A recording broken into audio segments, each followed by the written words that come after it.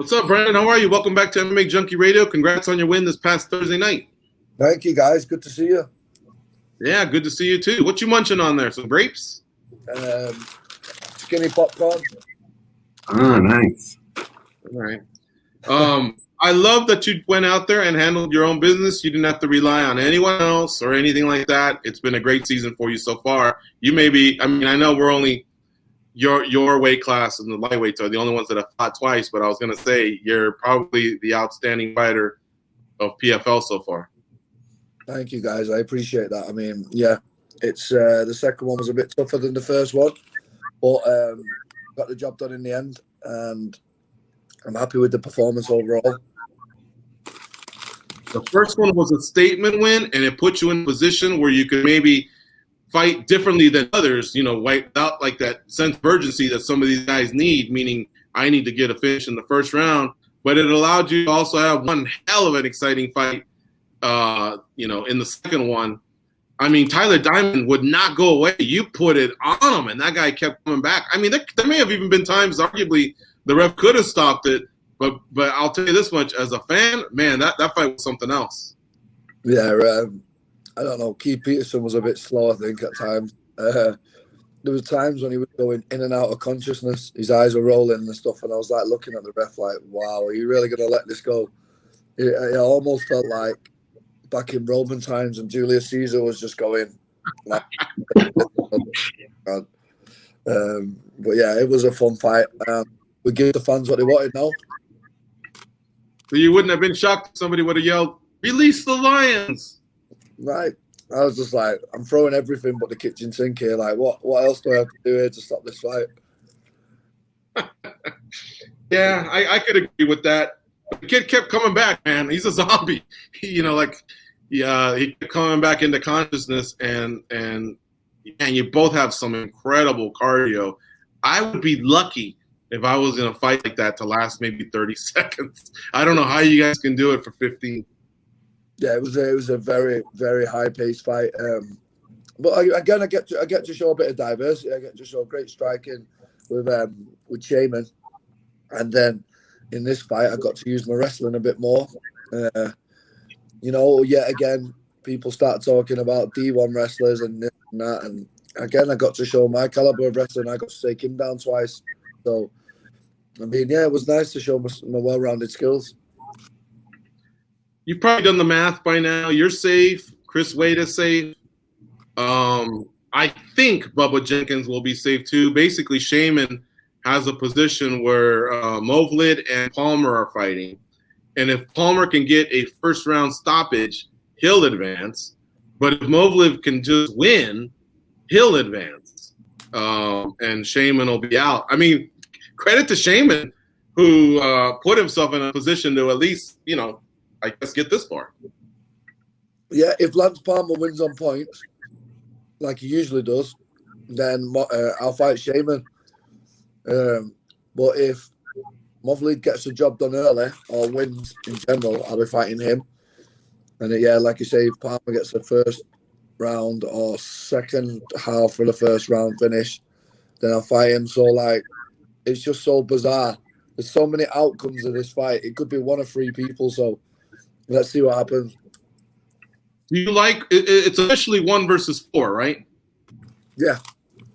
Do you like that? I for some reason, I think 1. I'm not saying I think a bye would be too much, but I think some sort of a benefit, like 1 can choose his opponent. Man, that would be nice to me.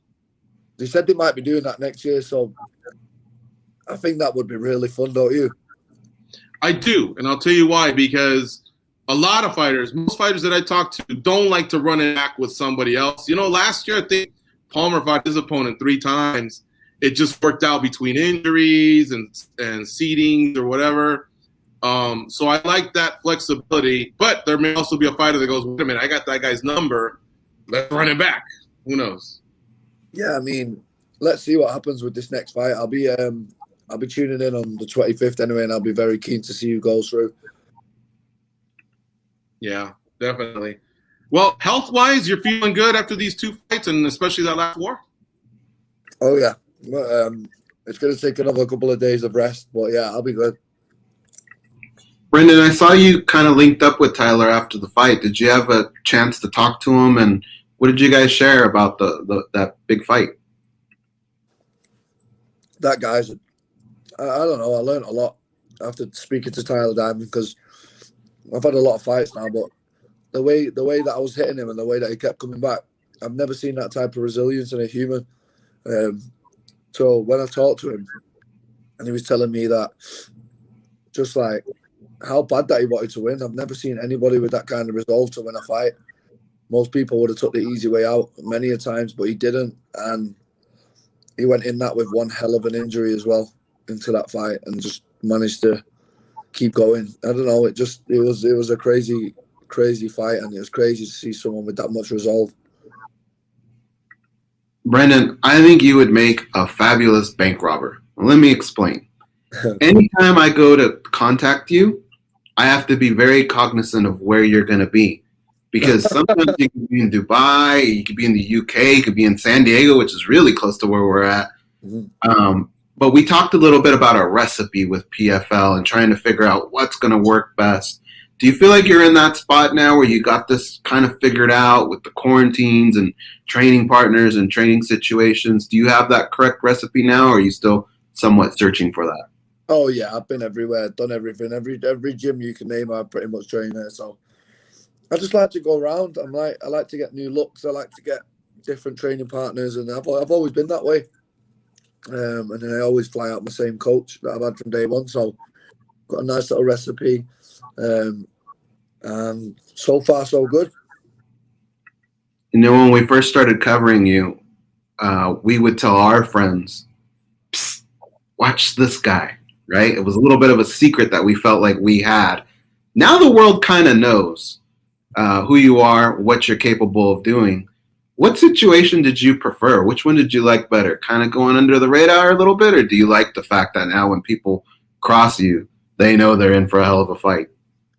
Well, it's funny you say that, because me and Bubba are having big back and forth backstage, and he was like, "Yeah, we were just talking mad trash to each other," and I was saying, "Listen, the truth is, when your name comes across the desk, people go, oh, I'm in for a cuddling match. I'm going to get a nice cuddle for 15 minutes, and then, I'm going to be fine. Like, when my name comes across, there's going to be extreme violence, and that's the difference, Bubba. Like, no one is not scared of fighting you, but people are scared of fighting me. So I just think, yeah, I mean, it was a secret for a while, but now people know. Not only can I come out the gate fast and knock you out, I can also go to 15 minutes. I can wrestle you. Yeah, I'm kind of, I'm well-rounded. I'm a well-rounded mixed martial artist now, and it gives me a good chance in this tournament. What did Bubba say to that? Well, can he say it's the truth? Did he laugh it off, or did he have a good comeback? Nah, me and him were going back and forth for about a good hour. But yeah, it's fun. And me and him are good for the organisation, because we actually open our mouths and talk.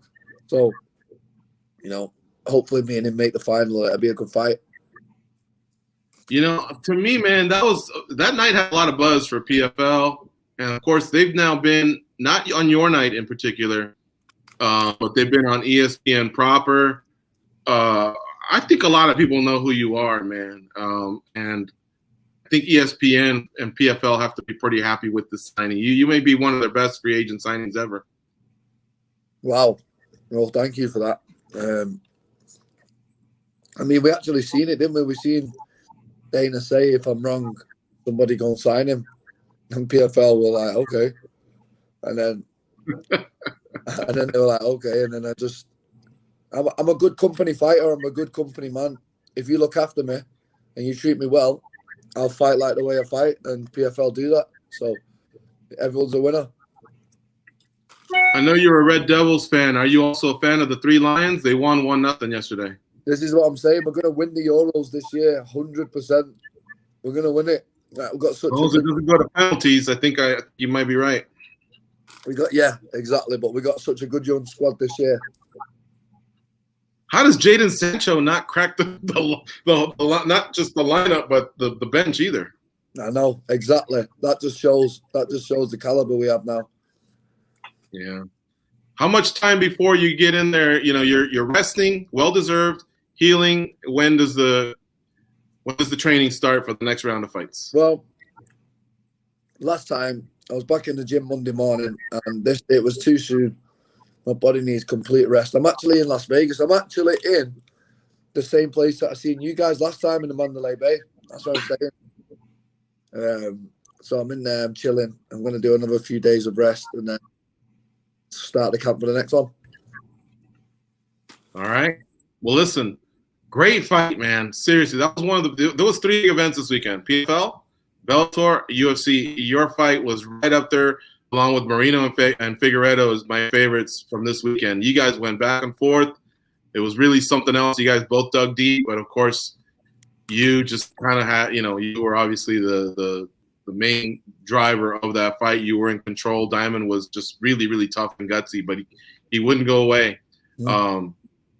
Thanks for that barn burner, man, on Thursday night. Heal up, and we'll talk to you soon. Thank you so much, guys. Take care.